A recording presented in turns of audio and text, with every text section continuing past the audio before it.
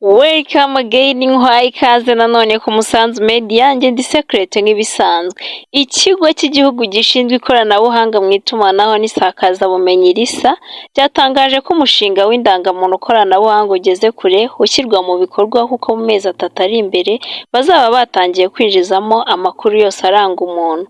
Byagarutsweho ubwo ubuyobozi bwa RISA bwisobanuraga ku bibazo byagaragaye muri raporo y'umugenzuzi mukuru w'imari ya leta y'umwaka warangiye muri Kamena 2024.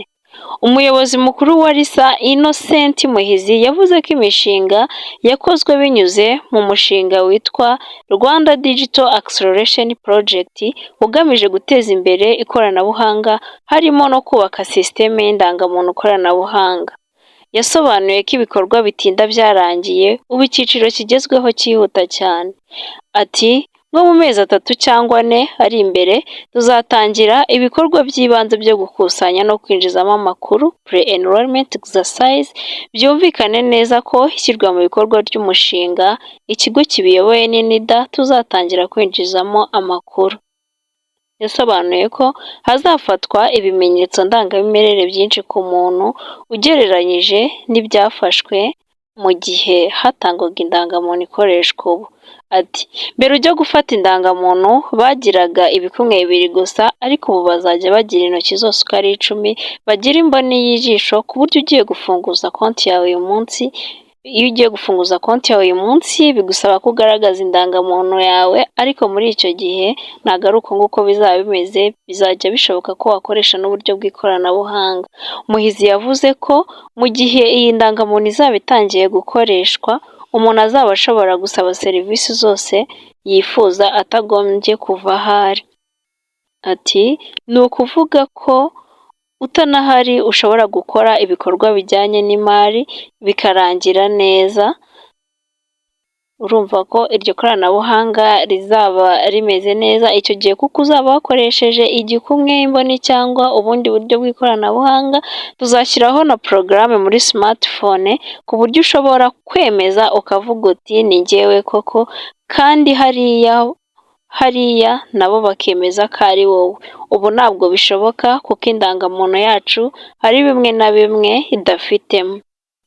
Umuyobozi mukuru w'ikigo cy'igihugu gishinzwe indangamuntu NIDA Mukesha Josephine ubwo yari mu kiganiro cya Minisiteri y'Ikoranabuhanga na Innovation yavuze ko kuva muri Nyakanga 2025 bazatangira ibikorwa byo gukusanya amakuru azashyirwa muri sisiteme y'indangamuntu koranabuhanga. Ati ubu indangamuntu ntabwo tuzongera kujya tuyitanga guhera ku myaka 16, ni ukuva umuntu akivuka, ariko dufotore gusa guhera ku bana bato, dufate bya bipimo ndangamiterere. Rero aho itandukaniye niyo dufite ubu iza mu moko 3. Ushatse wayifata mu buryo bufatika n'iyi dufite, ariko ikaba ifitemo amakuru agabanyije, kuko uyu munsi iyo uyirebye uba ubona imyaka yanjye, hari andi makuru ubona atari ngombwa ko uyaha buri muntu wese.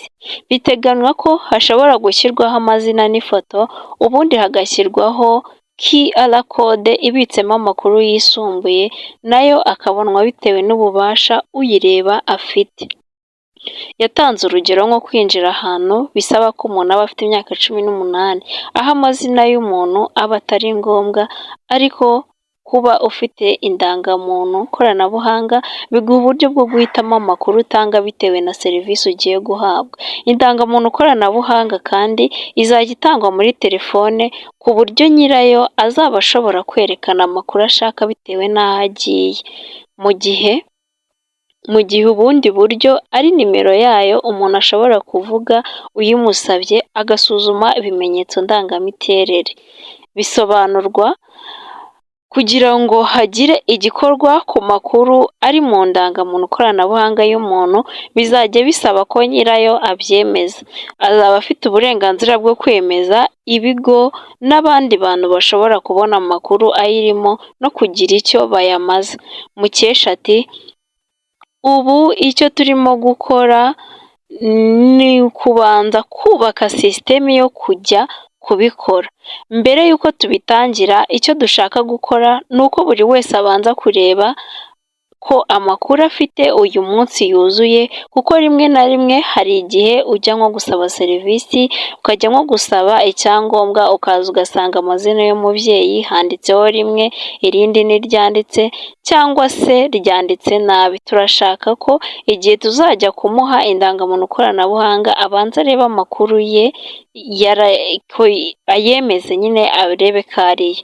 Biteganyijwe ko muri Nyakanga 2025 ari muri uyu mwaka hazatangira ibikorwa byo kwemeza amakuru abantu bafite muri sisiteme y'indangamuntu. Mukesha yavuze ko bifuza kuzegera abaturage kugira ngo ibi bikorwa byihute kandi bigere kuri bose. Ngaye nguko rero, nguko Minisiteri y'Ikoranabuhanga na Inovasiyo uko yabigenje. Komeza dukurikirane 5 kuri 5. Njye ndi Secret nk'ibisanzwe. Ciao ciao.